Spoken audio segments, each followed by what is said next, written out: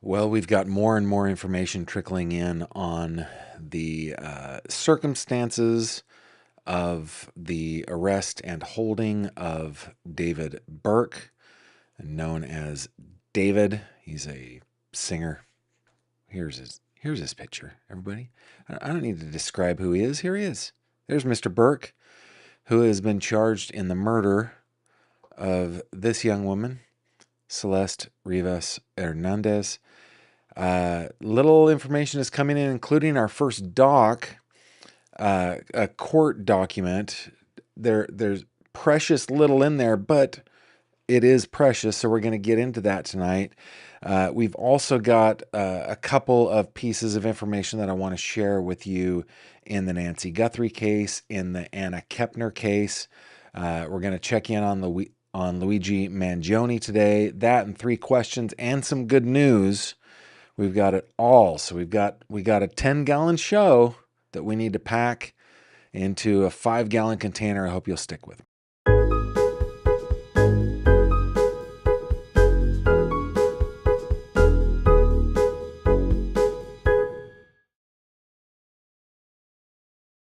This video contains mature themes and discussions intended only for adult audiences. Viewer discretion is advised. Well, hello there, my friend, and welcome back to another True Crime Conversation with me, Gavin Fish. Thank you for being here. Thank you for liking, subscribing, sharing, following, listening to the podcast, going over on Spotify, for your patronage over on Patreon. Thank you for it all. You guys are awesome. I know that there are several of you that are new here. What we like to do here is cut through the fluff, cut through the sensationalism of true crime, and get right down to the nitty-gritty. If that is your thing, you found the right place. I hope you stick around because we have fun here too. One of my mantras is that we take victims seriously. We take crime seriously. We take the families of victims seriously. We don't take ourselves seriously. We're allowed to have fun. We're allowed to have a little bit of fun. We do that around here. Hey, wherever you're checking in from, wherever you're viewing or listening from, please tell me in the comments. I love that part. I see that I've got some people well-trained. We've got Austin, Texas in the house. We got the great state of Georgia. Charleston is here. Erie is here. Who else is here? We got Grimsby, Ontario, Canada here. North Carolina. A temporary home in the Ozark Mountains, Oregon. Asheville, North Carolina. The Buckeye State is in the house. Ohio Palm Mom. Salisbury, Tennessee. Vancouver, Canada. Santa Monica is in the house. Southern California from my home state. Sharky Sharona. Let's see. Sharky is from South Lake Tahoe, which is my neighboring to my home state. Well, it depends on, I guess, which side you're on. I don't know where the actual city limits are. I don't spend a lot of time up there. Westminster, Maryland in the house. Calgary here. Northeastern North Carolina. Batty Queen TV is coming to us from NYC. We got Arizona in the house. Thank you guys for checking in. I really appreciate it. JPS is coming to us from Reno. My wife and I spent 3 years, 3 difficult, hard, challenging years that we loved in Reno, Nevada. Great place to live, great place to have a family, great place to spend outside. Thank you for checking in with us. Okay, let's do a little bit of a recap here, okay? This is Celeste. Celeste ran away at the age of 13, and she met the end of her life. Sorry to say it that way. At the young and tender age of 14 years old. Her body was discovered in the front trunk of a Tesla owned by this man, Mr. David Anthony Burke, that had been towed from a Hollywood Hills location outside the mansion that was being rented for him. The car was registered to him. It was taken to a police impound lot where they started complaining of the old smell of decomposition Guys, that is a powerful smell, and I know that we all have probably experienced it with, I don't know, animals in the woods or something like that. But I was called, this is a bit of a tangent, but not music worthy. I was called one time to I was with the coroner, our county coroner, and I went with her on a call to an apartment where somebody had expired, and they had been expired for about a week. And it was an apartment, I don't know, 600, 700, 800 square feet. And boy, was it powerful. I can only imagine inside the trunk of that car, this precious little girl, discarded, uh, disrespectfully and unlovingly placed into 2 bags after being dismembered, placed into 2 bags inside this front trunk area. I just can't even imagine. Cannot even imagine. To go on with the recap, Mr. Burke was traveling about, as our friends from the north might say, on his tour supporting his music, and this all happened back in September. September 8th is when her body was discovered, and it was just Thursday, this past Thursday, that he was arrested.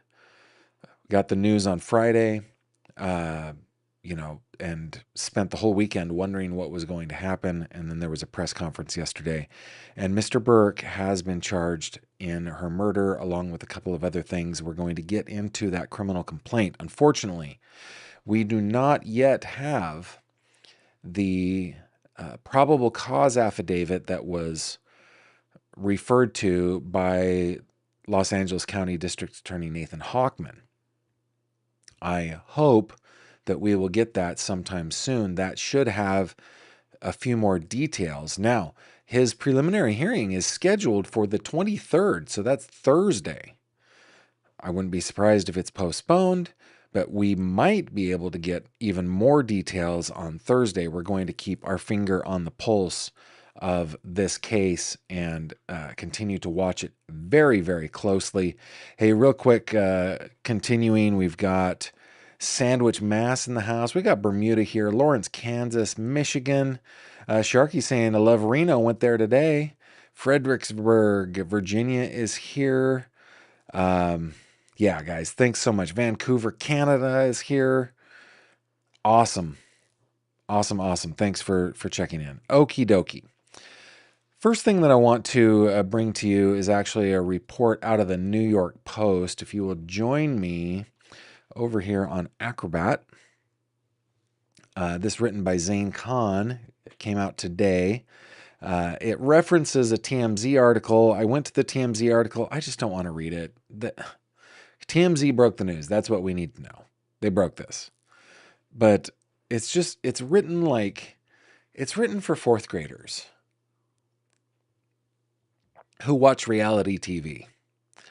Fahrenheit 451 style, with TVs all around them. It's written like that. So it's not like we're about to read Shakespeare here out of the Post, but it's a little bit better. Okay.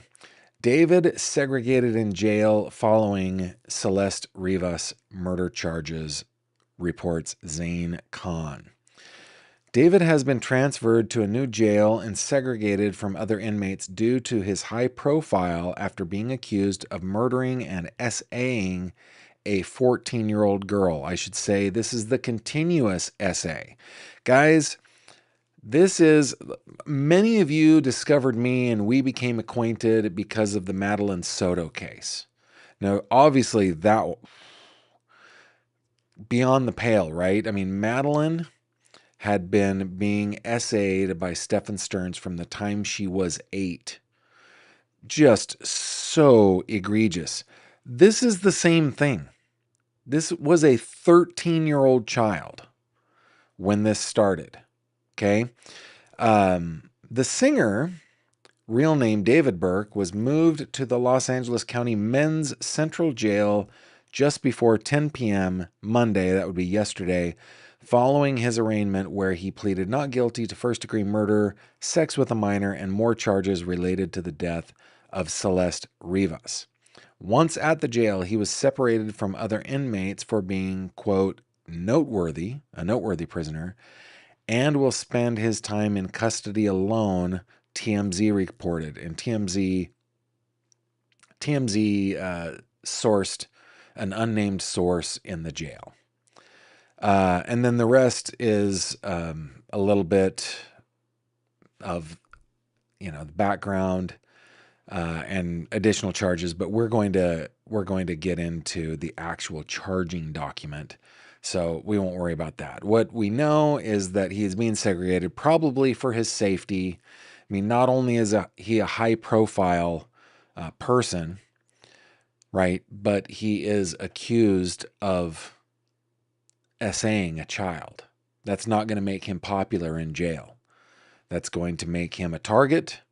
And, I know that there are a lot of us, especially those of us in true crime that, Stephen Stearns is a prime example, right? I mean, I just don't even know how to describe, how to verbalize how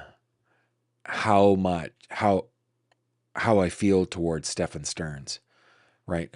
How does that song go? Old Mr. Webster could never describe, or whatever it is, define, right? There's no definition for how I feel toward Mr. Stearns, but I still don't want prison justice. I just don't. I would much rather he suffer in there for the rest of his life than get out the easy way.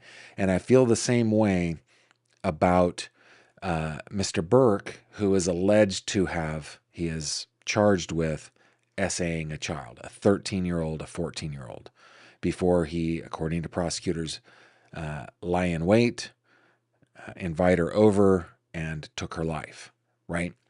So I'm sure they're doing it for his safety, and I think that's the appropriate thing, especially considering, I mean, I understand the whole desire for prison justice. I just fight that as much as I can when I feel it within myself. But this is not a person who has been proven guilty. This is a person who has been charged, right? So, I guess maybe I am projecting what I think many people are feeling right now, and I'm working really hard not to feel it. I did see somebody got us started on a super chat. Let me head over there. Kim chiming in saying, Gavin, you do great content. Well, thank you. And thank you for that super chat. I really appreciate it. Elizabeth says, is he in the same jail as Nick Reiner? I noticed the judge was the same yesterday. Yeah, that judge does seem to be, maybe her docket is all about arraignments. Let's see, where is Nick Reiner being held? Nick Reiner is being held in the Twin Towers Correctional Facility in downtown LA, according to the New York Times. He's also in solitary confinement, so it doesn't look like he is in the same place as Mr. Burke. Mr. Burke, according to TMZ, as reported by the New York Post here, is in the men's central jail. And I think it makes me wonder if the Twin Towers has some sort of mental health unit.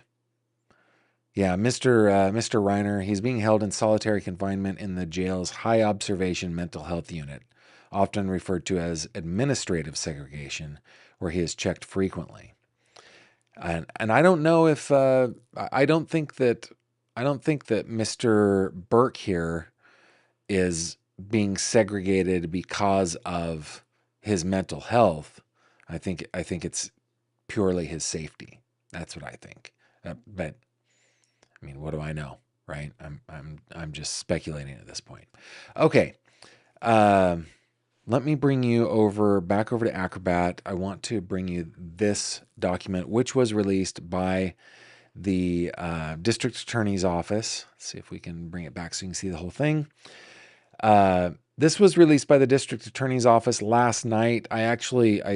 Somebody sent it to me. Several of you sent it to me. It was really funny because Tiff Ritter from Courtroom Confidential was on our live chat yesterday, and she said that she would send to me anything that they got, and I thought, well, anything I get, I'm going to send to them. I'm sure I'm going to be behind them. And I sent it over to her, and she was like, I tried to send it to you. For some reason, your email was bouncing. So anyway, thank you to all of you who sent it my way. Hopefully we will get the PCA soon too. But let's see what is in here. And there are some things that I think are important, and in writing rather than in a media press conference. Okay, this is the state of California. The people versus David Anthony Burke, who just turned 21 3 weeks ago. The undersigned is informed and believes that count 1. On or about April 23rd, 2025, in the county of Los Angeles, the crime of murder in violation of Penal Code Section 187A, a felony, was committed by David Anthony Burke, who did unlawfully and with malice aforethought murder Celeste R., a human being. I think as she is a minor, they're not saying her full name. I noticed that in the press conference yesterday. Also, boy, do they have it narrowed down to the date. I mean, there wouldn't be any forensic evidence from the secondary crime scene, or I don't know what they would consider where her body was, if that was the primary crime scene or whatever. But the car would not have digital, or, well, it wouldn't have forensic evidence that would make them say, hey, she died on April 23rd, right? Establishing the time of death is way harder than it is on TV. So that tells me that they have evidence that directly says April 23rd. What could that evidence be? My guess, if I were just to guess based on the stupidity of this criminal endeavor, my guess is text messages, DMs, whatever they tried to do in order to hide their communications. I bet there were communications. It would be like what's the name of that documentarian that does like Civil War documentaries? My dearest David, it has come to my attention that you have committed the egregious act of murder in the first degree on the date of April 23rd. I bet they did. Ken Burns, that's who I'm thinking of. Be like, I bet there will be able to be a Ken Burns documentary with so many letters, so many emails, between so many dill holes, so many idiots, that they know, yeah, it was April 23rd. Okay, continue. Notice the above offense is a serious felony within the meaning of Penal Code 1192.7c, and a violent felony within the meaning of Penal Code Section 667.5c. Notice, upon a felony conviction for the above offense, prison custody time is to be served in state prison based upon the above felony offense being a serious felony and or a violent felony, or a felony offense requiring registration as sex offender pursuant to Penal Code Section 290C. Okay. It is further alleged that the murder of Celeste R. was intentional and carried out by the defendant, David Anthony Burke, for financial gain within the meaning of Penal Code Section 190.2A1. I want to look that up. Give me just a second here, real quick.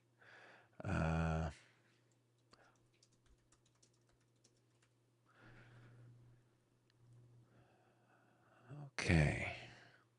190.2A1. The penalty for a defendant who is found guilty of murder in the first degree is death or imprisonment in the state prison or for life without the possibility of parole if one or more of the following circumstances has been found to be true. And we need to go to A. Okay, robbery is A. Is that where we're going? We're going to 190.2a.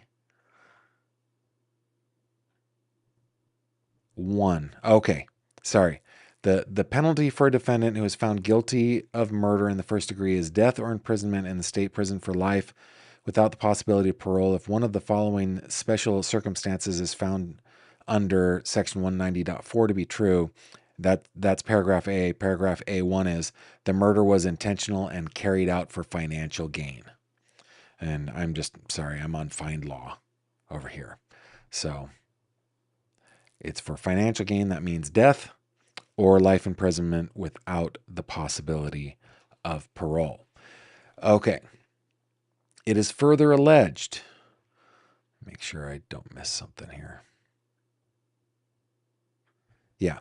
It is further alleged that pursuant to Penal Code Section PC 192A10, that Celeste R. was a witness to a crime and was intentionally killed because of that fact. Let me go back over to find law real quick. Go down to A10.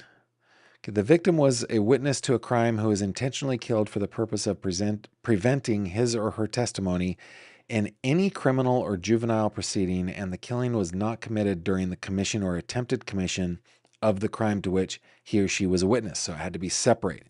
Or the victim was a witness to a crime and was intentionally killed in retaliation for his or her testimony in any criminal or juvenile proceeding. As used in this paragraph, juvenile proceeding means proceeding brought pursuant to blah, blah, blah. Okay. And they described that a little bit yesterday, that the crime that she was a witness to was Mr. Burke's essay of her, his continuous essay of her.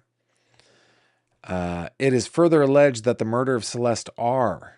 was committed by defendant David Anthony Burke and that the defendant intentionally killed the victim by means of lying in wait within the meaning of Penal Code Section 190.2A15. Let's go down to paragraph 15. It just says the defendant intentionally killed the victim by means of lying in wait. Let me look up lying in wait legal definition in California.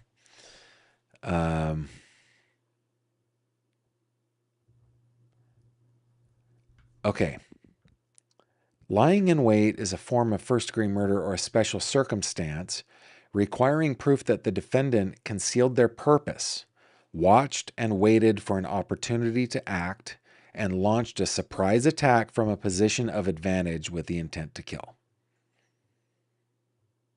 In California, lying in wait is a form of first-degree murder or a special circumstance requiring proof. So the prosecution has to prove this, that the defendant concealed their purpose, watched and waited for an opportunity to act, and then launched a surprise attack from a position of advantage with the intent to kill. Hey, sweetie, come on over to the house. We're playing whatever. We're watching whatever. We can do whatever. And then sneaking up, walking behind her. Something like that. That's what lying in wait means in California. Okay. It is further alleged. Listen, it is further alleged. Intentional is further alleged that she was a witness and she was killed because of that. It's further alleged that he was lying in wait, and then it is further alleged that in the commission and attempted commission of the above offense, the said defendant, David Anthony Burke, personally used a deadly and dangerous weapon, to wit, sharp instrument. Now, do you guys remember in the arraignment yesterday, Mr. Burke's attorneys took umbrage. I would characterize it as that. They took umbrage with the prosecution releasing the cause of death when the cause of death was sealed. But, I mean, the prosecution didn't really take that bait. They're just like, we will make a motion to unseal that, but it's not sealed in this document because it is part of the charge, right? So that the defendant personally used a deadly and dangerous weapon, to wit, sharp instrument, said use not being an element of the above offense, meaning within the Penal Code section 12022B1, and causing the above offenses to be a serious felony within the meaning of Penal Code 11927C23. I'm not going to look those up, but basically, it's a sharp instrument. I shouldn't say I'm looking forward to it, but I am curious to find out, is it one of these situations where he went behind her and did one of these motions with a sharp instrument, caused her to... I actually, if somebody, how do I say this? I want to temper my speculation with humanity and compassion, right? Don't want to just be putting out, horribly hurtful, speculative things to loved ones of Celeste. So I'm going to temper my comments here just a little bit. But what I was going to say is that I hope that it was something that was quick, that poor little Celeste, being a 14-year-old girl, not knowing the violence that was about to fall on her, didn't have to suffer for a long period of time because she was stabbed 20 times, 10 of which were in the back of the head and neck, like Ellen Greenberg, right? I am hopeful that it was swift, decisive, and that it cut off blood flow to her brain before she could even feel it. That's what I hope. And I think we probably will find out these details at some point. One of the things that has really bothered me about the Ellen Greenberg case, if you guys don't know this one, go to my website. Is that she had to go through very, very painful blows before the final blow in her heart took her life, and knowing that she bled out slowly internally, right? I really, really hope that Celeste lost consciousness quickly. What I really hope is none of this had ever happened, obviously, but anyway. Okay, count 2. Let's check in to see what you guys are saying over here real quick. I did see that there was another super chat. Patricia, thank you very much for your super chat. Patricia says, "Justice for Celeste, poor girl." Yeah, I was really impressed that Chief of Police, who his name is escaping me right now, said yesterday that he did say that they wanted to seek justice for Celeste, but the first thing he said was, we want to seek a measure of accountability, because we will seek the most justice that we can get, but it will never be enough, right? It won't be enough for her. It won't be enough for her family, the people who cared about her and loved her. My mind kind of goes to like her friends. I lost a friend at the age of 14, not to anything violent like this. It was expected. But so life shattering for a 14-year-old little boy version of Gavin, and so many others. Celeste was a runaway, right? She was described as a runaway, and I am confident in my suspicion that there were many of her friends who knew exactly where she went, who knew exactly where she was, knew what she was doing, and didn't have the emotional maturity or the experience that maturity might come from to understand just what danger she was in. And now Now they have learned that really, really difficult and terrible lesson, and I just feel for all of them. Yeah, Elizabeth knew it was Ken Burns. It was Ken Burns. Archangel, did this guy have any kind of criminal history before this? To my knowledge, no. But I do not know for sure. Let's see. Ariel Uwana says, I thought that lying in wait was just another way of saying it was planned, not necessarily that he actually came from behind or anything like that.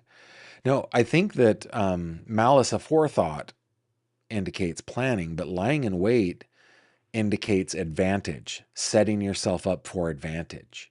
Like, this happens, by the way. And I know that I'm referencing other cases. I've referenced Ellen Greenberg so far today, but if you go to my website, I've got a cases page. These are cases that I care deeply about. Ellen is on here. Ellen is right here. This is the Ellen Greenberg case. But there's another case. Let me find her. Shelby Thornburg. Okay. With Shelby Thornburg, she was a woman who was a sex worker. She was doing very dangerous things. I even think that she was the madam in this criminal enterprise. But a man was caught on video coming and going out of her apartment building. He still hasn't been identified. But he did exactly that. He was behind her. He sliced her neck and she fell forward and she was gone. Right? The crime scene photos, I won't scroll, but if you go to my website, you will see the crime scene photos. And let me just real quick, let's see what's here so I don't. I'm just going to scroll down to here. But there are some case documents here that you can check out. It's, but that is a lying in wait kind of a crime, establishing an advantage by, it doesn't necessarily have to come from behind, right? But you've established an advantage, and that's what the definition that I read was from Justia. It's lying in wait requires proof that a defendant concealed their purpose, watched and waited for an opportunity to act, and launched a surprise attack from a position of advantage with an intent to kill. That's what Justia says. And I can bring this up here, but that's what it says. Great question. The lying, so lying in wait does not mean it was pre-planned. It already said with malice aforethought, right? So that was who did with malice aforethought murder Celeste. That is pre-planning. And of course, you know, and I know, because we've been part of this community for so long, that pre-planning can happen in the moment. It can be, there's no minimum time for pre-planning. Okay, count number 2. And I'm going to use YouTube-friendly language here. Not because I feel like we can't handle it, but because I know YouTube can't.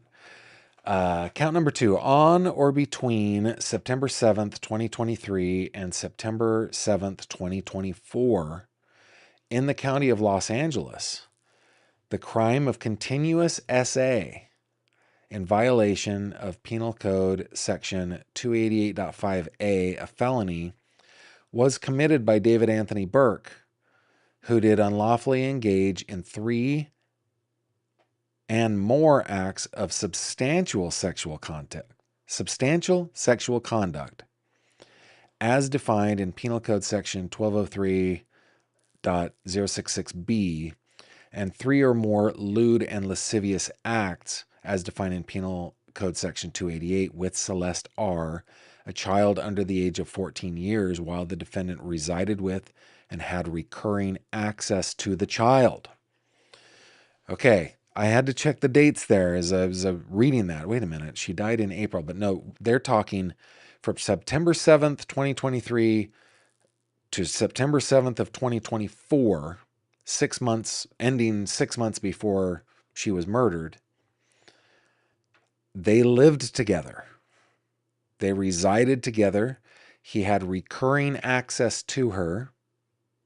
He unlawfully engaged in 3 or more, well, it says in 3 and more, acts of substantial sexual conduct and lewd and lascivious acts.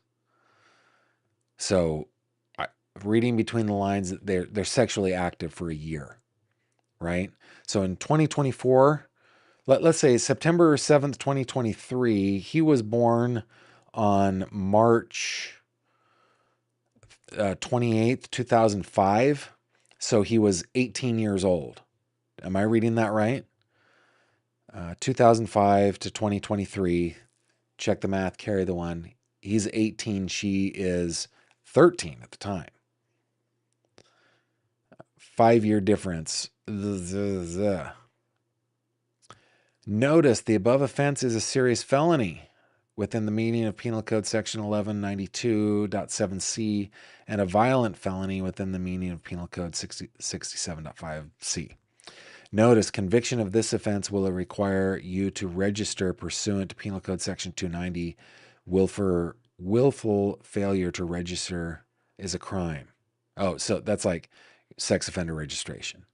Notice, conviction of this offense will require the court to order you to submit to a blood test for evidence of antibodies to the probable causative agent of acquired immune deficiency syndrome, AIDS, Penal Code Section 1202.1.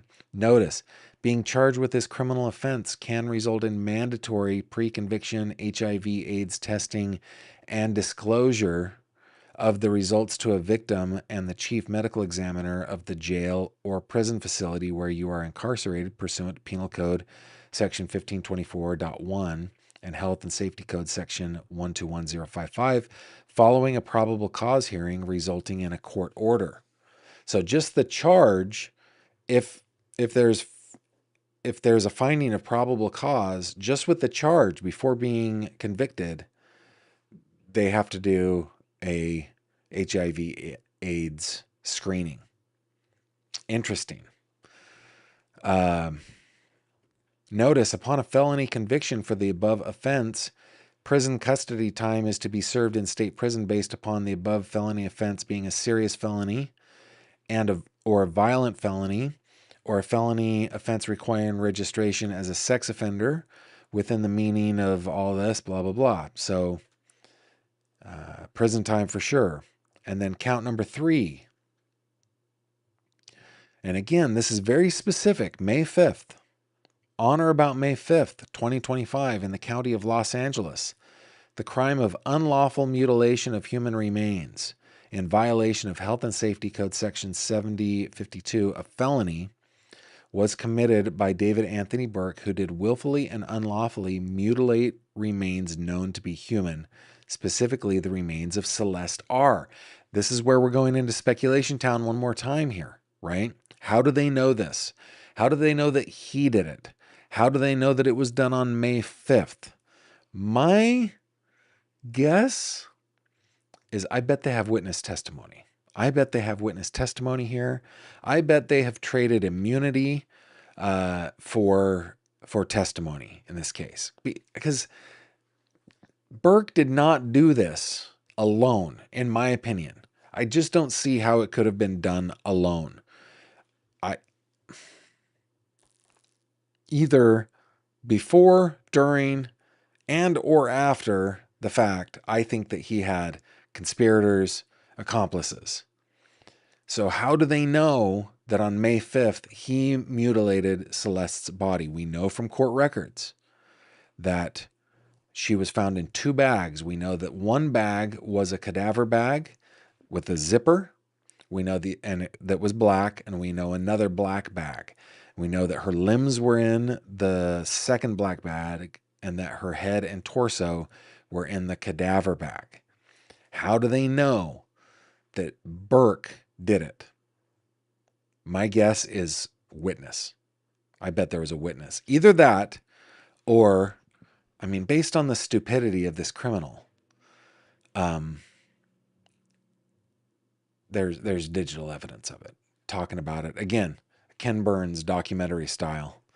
My dearest Constance, I have missed thee greatly.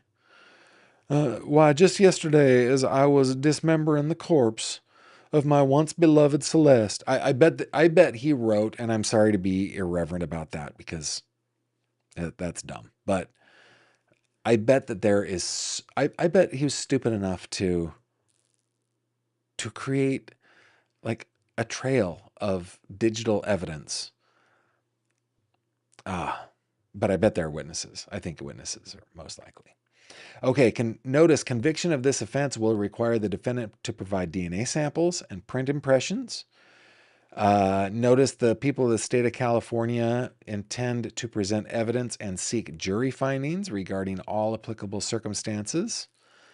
Notice a suspected child, or we'll call it CA report, may have been generated within the meaning of these penal codes involving the charges alleged in this complaint. Dissemination of a SCAR is limited, and a court order is required for full disclosure of the contents of a SCAR. Notice any allegation making a defendant ineligible to serve a state prison sentence in the county jail shall not be subject to dismissal. Okay. Notice conviction of this offense prohibits you from owning, purchasing, receiving, possessing, or having under your custody and control any firearms. I think that he will be in prison for the rest of his life. I wonder what you guys think. I put this in the title. Like, how strong is the case? How strong is the case against Mr. Burke here? We heard they have like 40 terabytes of evidence. Is this one open and shut case, or is this one that he could beat the rap? Is it possible? I mean, anything's possible with a jury of 12 people, man. Anything's possible, but I hope they have got this case buttoned up tightly. And then this is signed by Joshua Byers, the declarant and complainant. And I think that is, no bail for Mr. Burke because of the special circumstances. No bail. And then pursuant to Penal Code 1054.5b, the people are hereby informally requesting that defense counsel provide discovery to the people as required by Penal Code section, blah, blah, blah.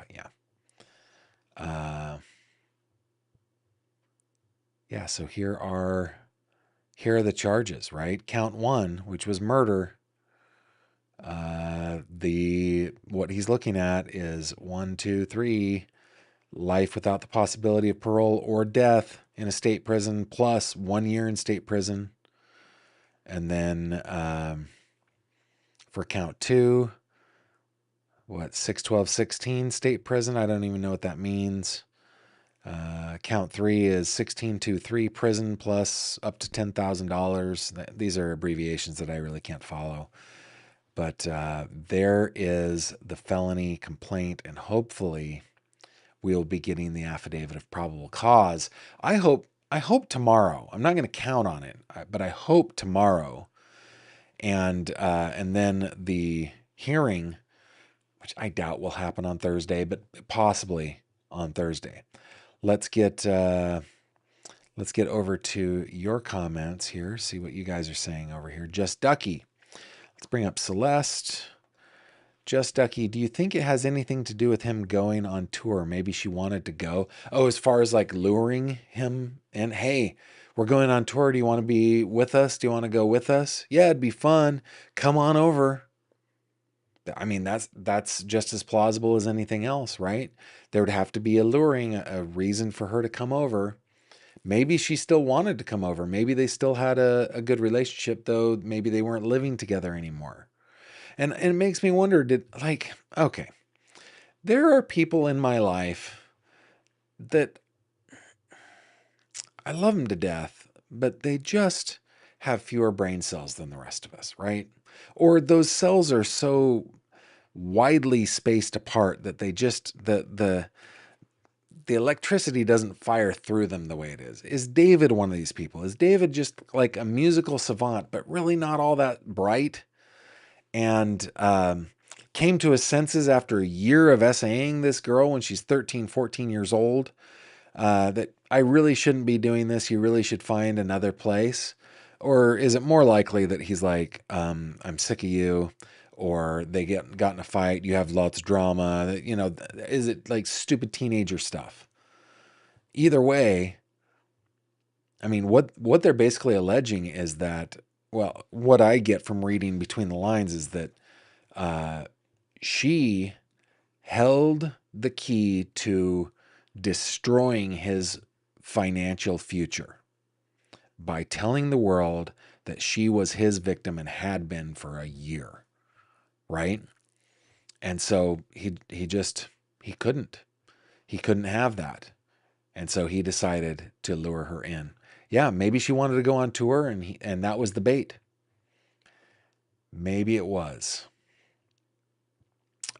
Sherry says, or Shari says, this guy is a monster of monsters.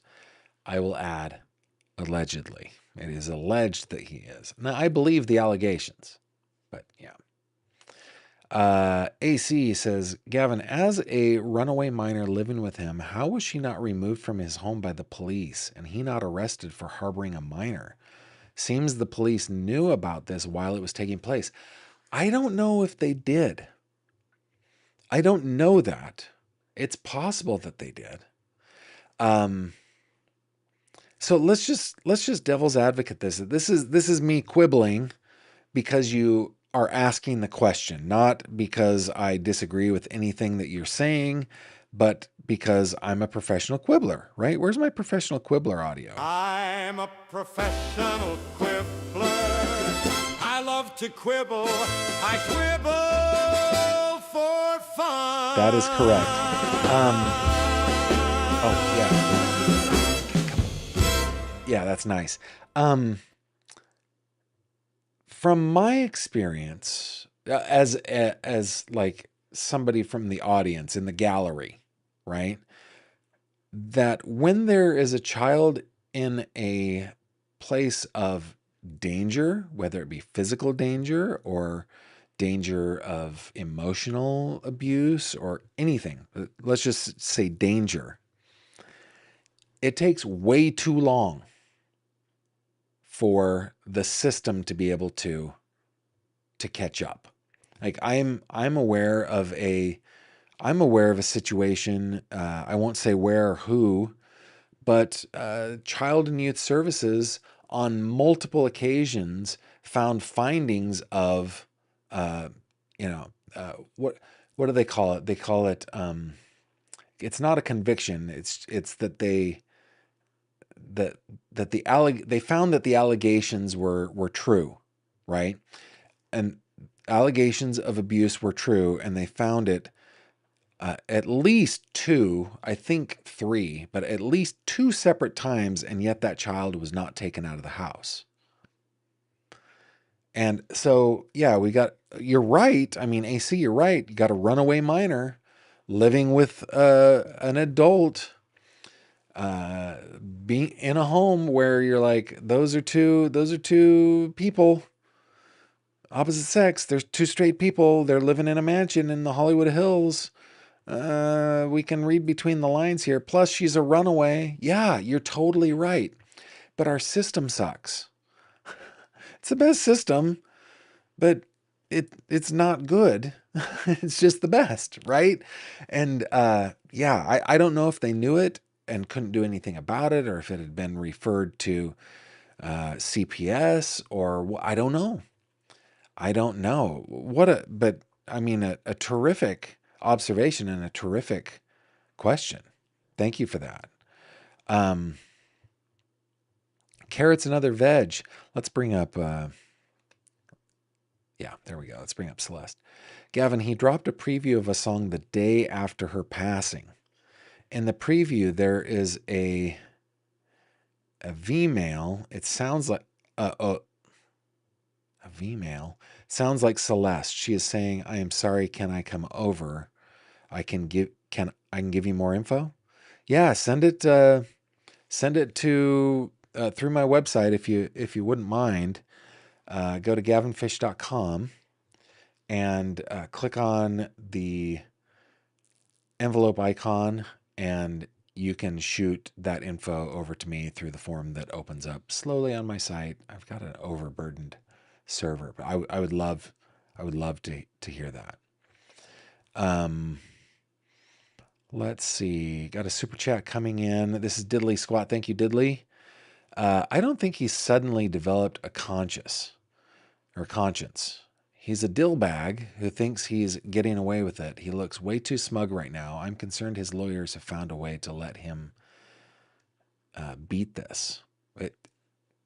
Yeah, it's possible. And thank you. Thank you for that comment. Thank you very much for the super chat. Deeply appreciate you. Let me just keep on going here. Eileen says, Gavin, as sad as this is for her family, it's good he's off the streets and doesn't have the opportunity to do this for decades. I agree. It is sad that, sorry, Amy. Let's bring Celeste back up. It is sad, but yeah, if he's off the streets, that's the point, right? That the rest of society is safe. Thank you for that. Diane says, Gavin, is there any mention of her family? She was so young, same age as my granddaughter. The only stuff that I have heard about her family is that they lived in Riverside County in the Inland Empire, and that she had run away multiple times. This picture that we're looking at is at a graduation ceremony with family. I do remember that there were candlelight vigils, and there was a private service for her.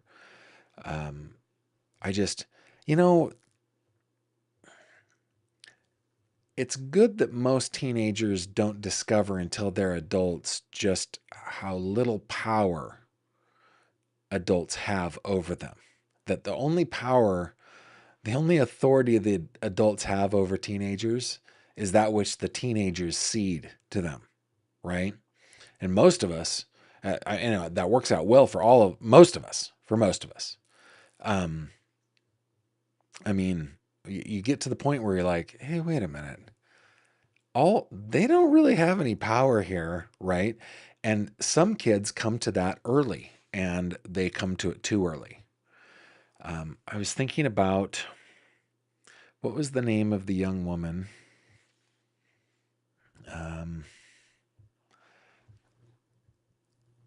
She was murdered in Houston. She was a young girl.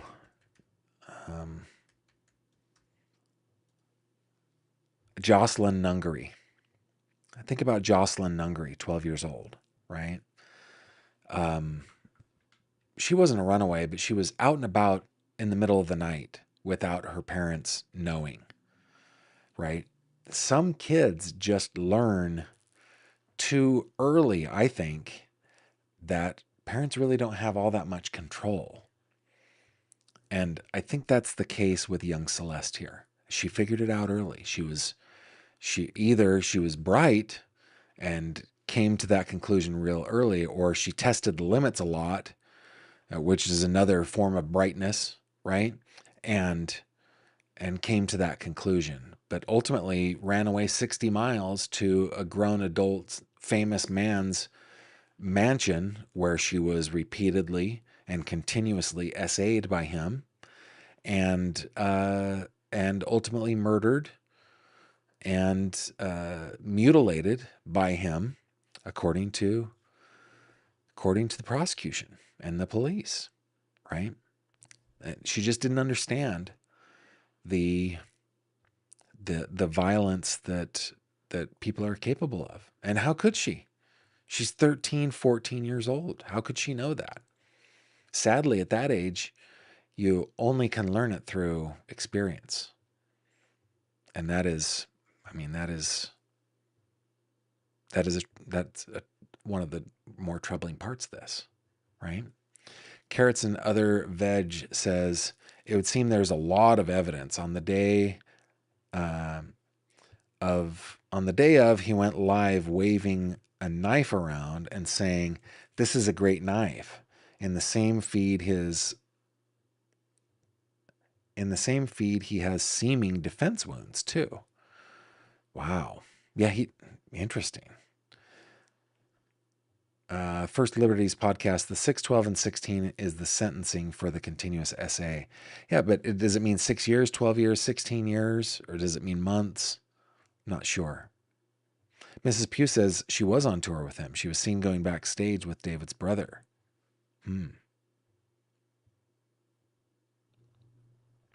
Yeah, Autumn is echoing. She probably said it before I did. I'm probably echoing her, but I hear a lot of people accusing the parents, but knowing how I was as a teenager, there's nothing they could do. Yeah, I know several people who grew up that way. Sherry says, no, you had it right. It's pronounced Sherry. Okay, good. Let's see. Ohio Palm Mom says, unfortunately, it takes a horrible tragedy and lawsuits for CPS to act. Yeah. Yep, it is sad. Let's see if there's anything else you guys are saying over here. Ford Donington disagrees with me, says parents have power. It's called juvie. I don't know, man. I don't know. For a willful child, I don't know. Like, and thankfully, Kimberly and I, so far, knock on IKEA pressed wood covered in plastic, our kids have been easy that way. But there are kids that are not, kids that I grew up with. Yeah, it's tough. It's tough. Wrong button. Let's do this. There we go.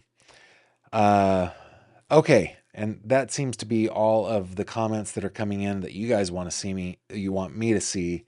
So we will leave it at that. I personally, answering my question in the thumbnail and in the title of this, I do think that the prosecution has a good case. I was watching Josh Ritter last night on Courtroom Confidential. Obviously, he is a former prosecutor, current defense attorney. I can't remember the name of his guest, but he was awesome.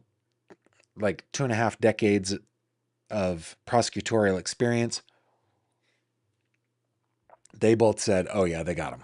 They've got him on this one.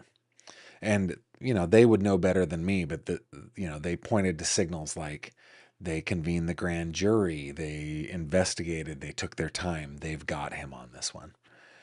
The question then just remains, will they get a jury to believe them?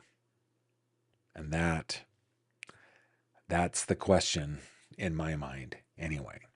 Okay, guys, so that's what I have on the case for tonight, and I will continue to keep you updated on it. Now, but despair not, my friends. We're not done. We are not yet done. We have a couple more things that we want to go through. The first we call 3 headlines. Here we go. It's now, 3 questions. With Gavin Fish. You know what? I want to do over on that, Javi. I want to do over. I want you to edit that out in post. It's not 3 headlines. It's 3 questions. It's 3 questions with Gavin Fish.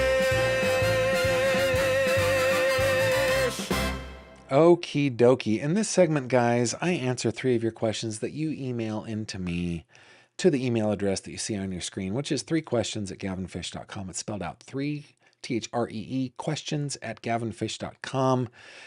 These questions tend to be like personal questions, questions about me. Kind of makes me a little uncomfortable, but I have solemnly pledged that I will answer all the questions that you send in.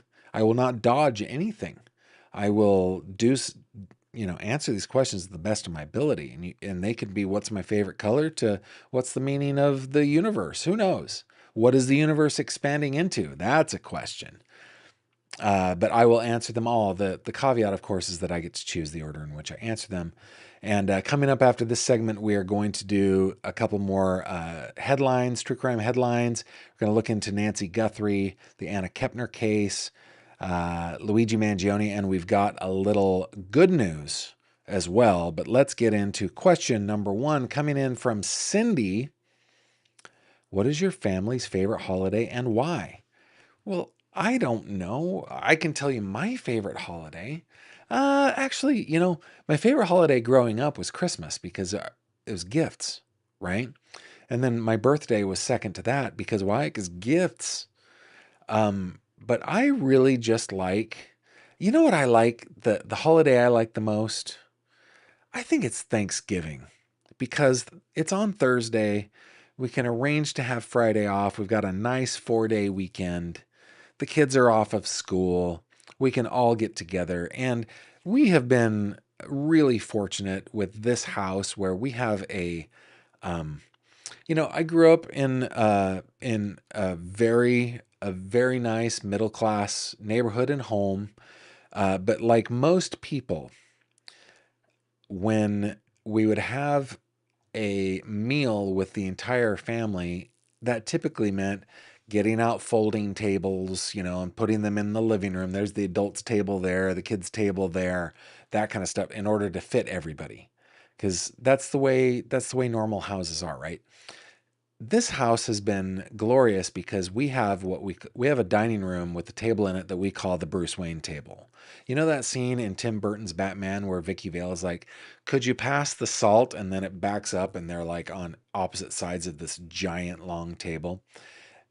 That's the kind of dining room that we have. And we seldom have to, in fact, if we have family over, we don't have to.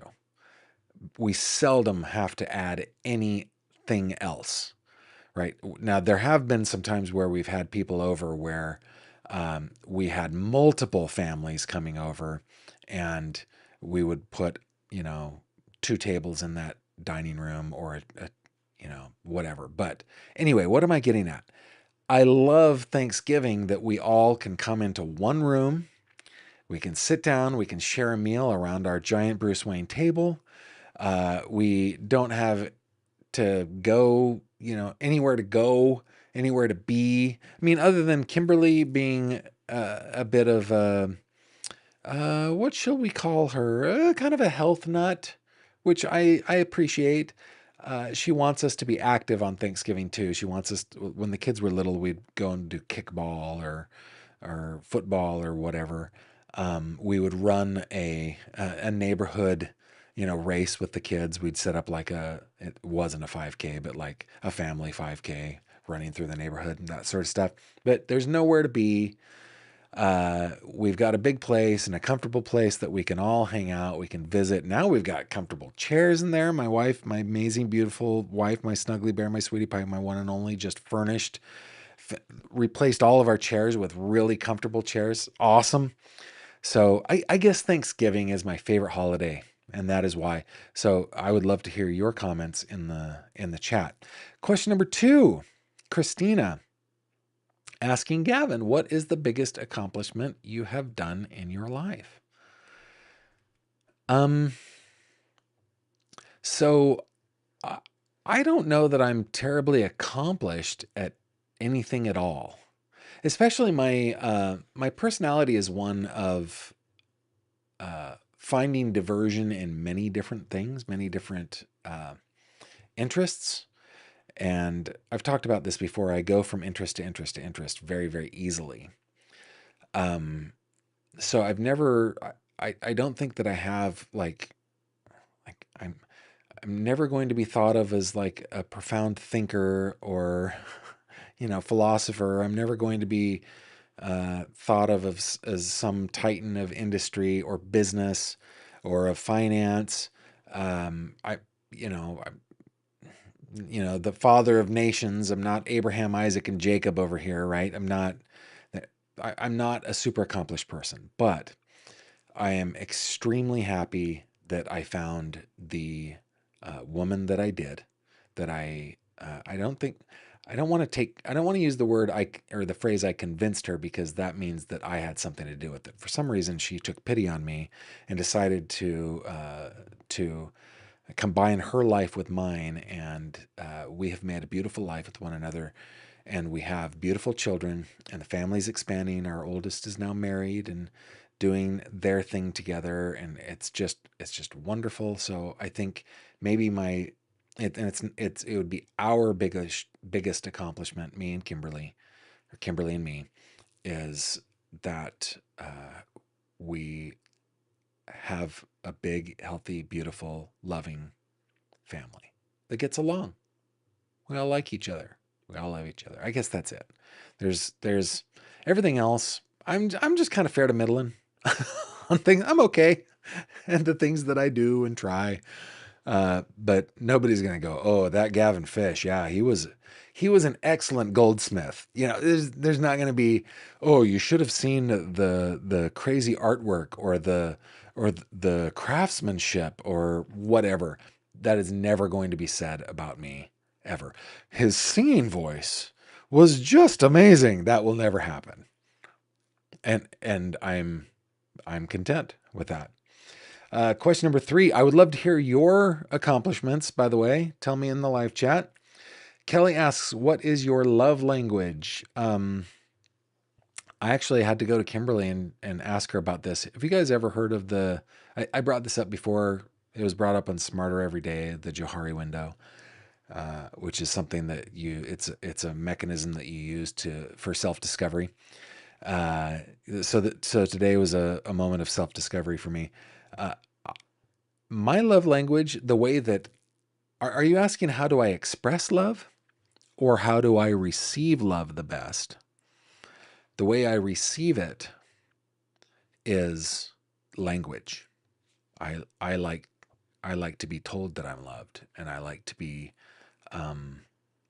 given attaboys, and I like to be given, I don't care about accolades or recognition, but I like thank yous, and stuff like that.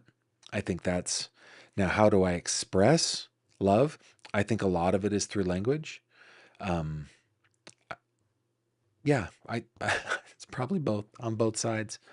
Language is my love language. I'd love to hear your thoughts on that. Now, if you have a question that you would like me to answer, please send it to 3questions@gavinfish.com.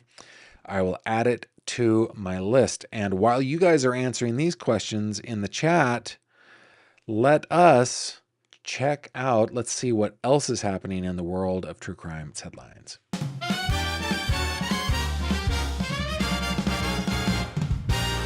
True crime headlines. Okie dokie. Come with me over to Acrobat. This written on foxnews.com by our pal Michael Ruiz. Michael writes, Gilgo Beach DNA lab may aid Nancy Guthrie abduction investigation. I love Michael's work. I love Michael's writing.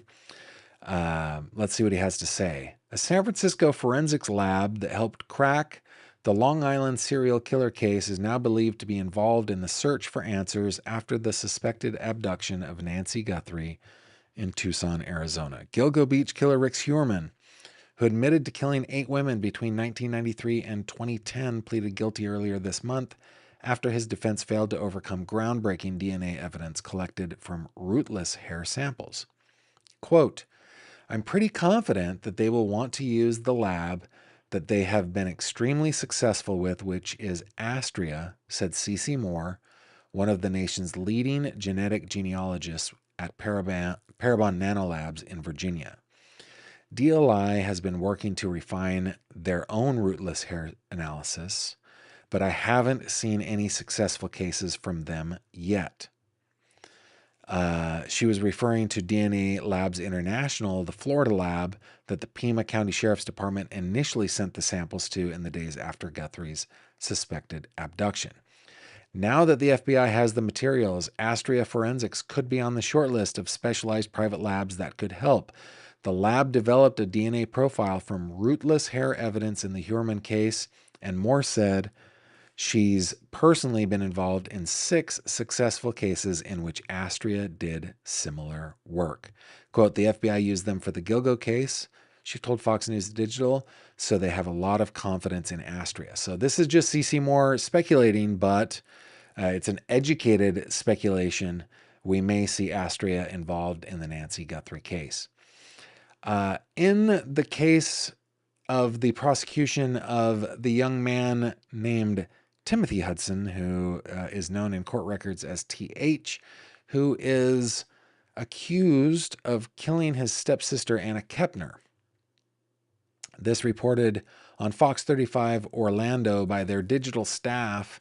Headline: Attorneys for stepbrother Timothy Hudson argue he should remain free on bond.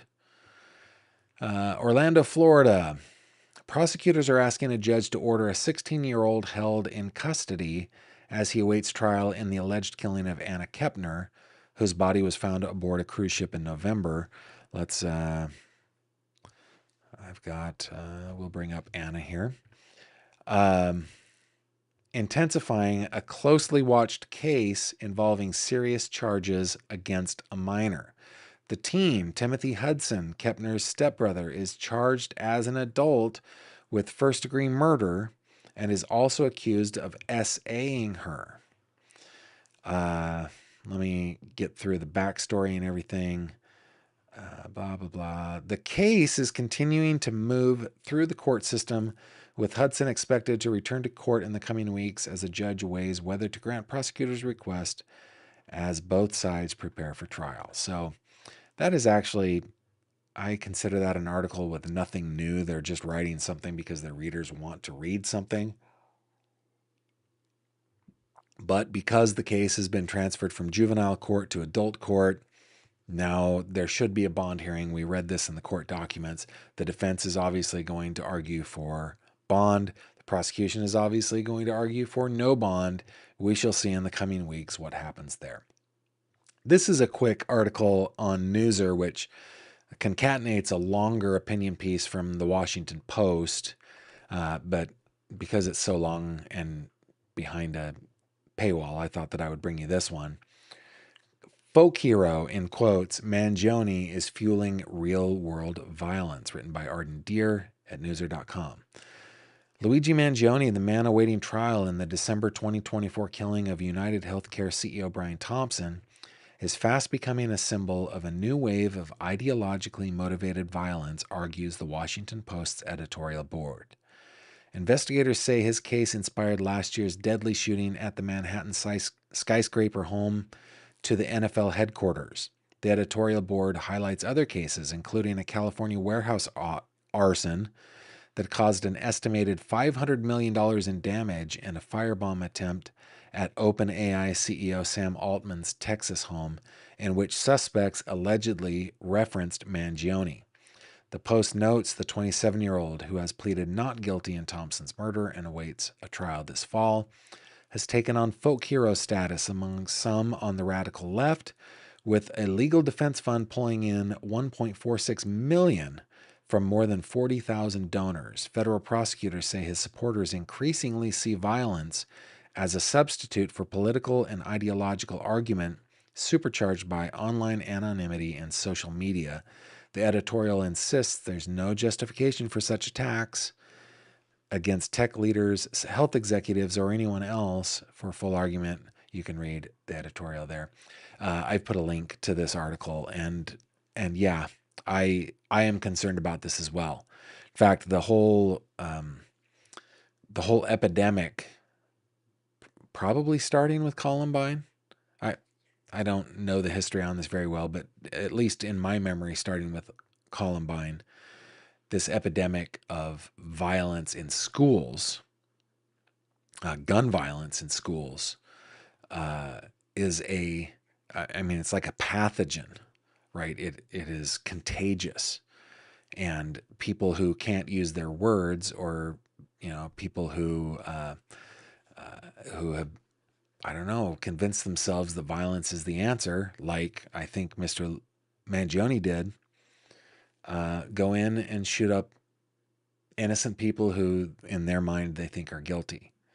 And I think this has to stop. We need to not be part of this problem, guys. We need to be part of the solution. Those are your headlines, except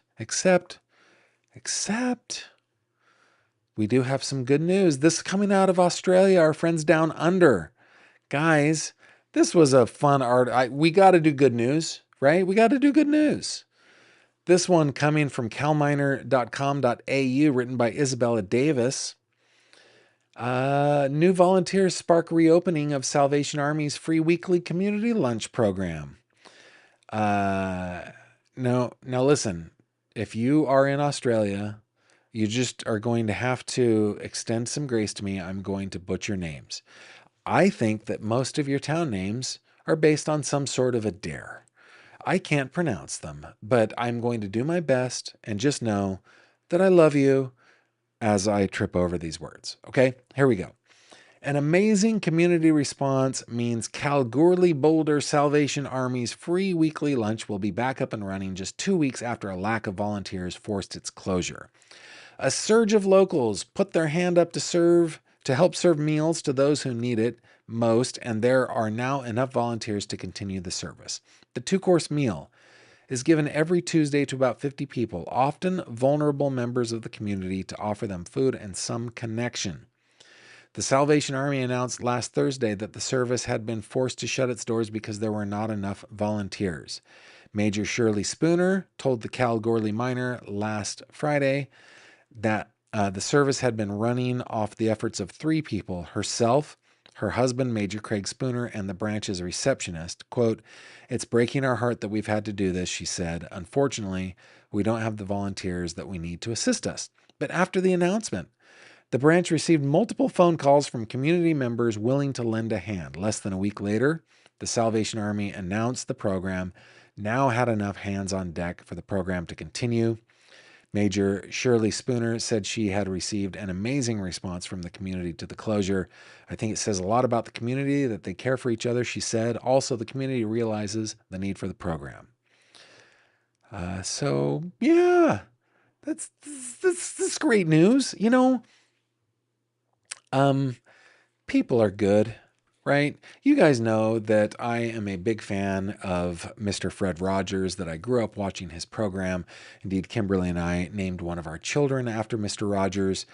He has been a hero of mine from the time I was a little kid, and the whole story that he would share, I think it was his grandfather or maybe his mother that told him when he was a child and he saw bad things happening in the world, right? War and stuff like that.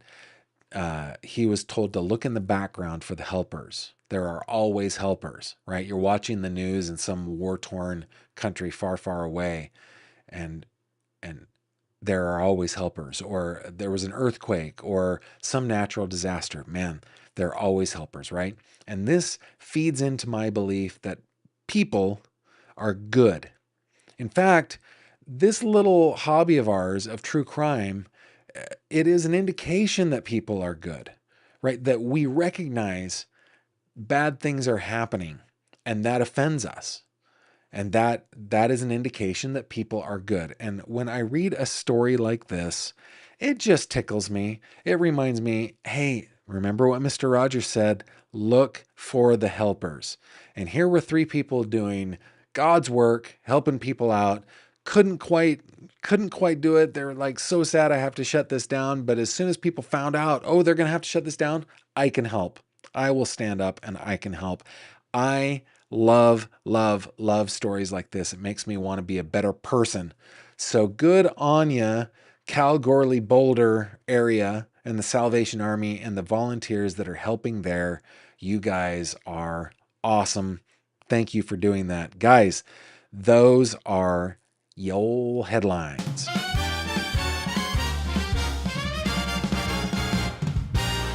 True crime headlines. Okay, let us finish out the day with some of your comments. Sherry says, "Gavin, luckily I never got in any trouble because I was a good kid, but I emancipated myself at 16. It all could have gone a completely different direction." Good for you, Sherry. Good for you. That is awesome. The Bean and I said, "Gavin, it's always 42. It's always 42. What was it that I said? I don't know. It's always 42. Okay. Frida says, "Gavin, Thanksgiving for me too. Awesome food, and it's awesome to have a national holiday for giving thanks." Yes, indeed. Kay Bling says, "That's what love is all about." Sherry says, "You do not give yourself enough credit there, Mr. Gavin. You are a freaking pilot, for gosh sake. That's a huge accomplishment in my book." Yeah, I'm just a private pilot, though. I'm not like a commercial pilot or a fighter pilot or anything like that. In fact, that is one of the things that like I'm interested in it, so I will do it. I'm a good pilot. I'm a good pilot, and I'm an experienced pilot. I'm a safe pilot. I'm happy to put people that I know and love in a plane with me, and am confident that we're going to take off, fly, and land safely. That I will make good decisions as I do those things. So it's not that I'm a bad pilot. I am definitely a good pilot, but it's just another one of the things that I'm interested in, and I'm one of hundreds of thousands of people, right, that are good pilots. But thank you. Thank you, Sherry. That does make me feel good. Robin says, "Gavin, I'm calling BS. Let's be honest and say you're doing a great job being you and doing all of your wonderful things. End of story." Okay, well, thank you. You guys, I wasn't fishing for compliments, but I appreciate it. My love language is language, so this is making me feel good. Diane Ferris says, "I love Thanksgiving. No presents, just loads of food, love, and cheer." Yes. Frida says, "I love making people laugh." That is a good feeling to make a person laugh, isn't it? That does feel good. Gavin 42, the meaning of life? I guess. Cabling, folk hero. What the actual HE double hockey sticks is happening in this country? It's a sad thing. It's a sad thing. Sad thing that one person, Luigi Mangione, believed that he needed to do what he allegedly did, and that there are like 40,000 others that are cheering him on. It's sad. It is sad. 42 is the answer, and no one provided the meaning. Okay, I'm not following the 42 thing, but Robin will help me out in Slack.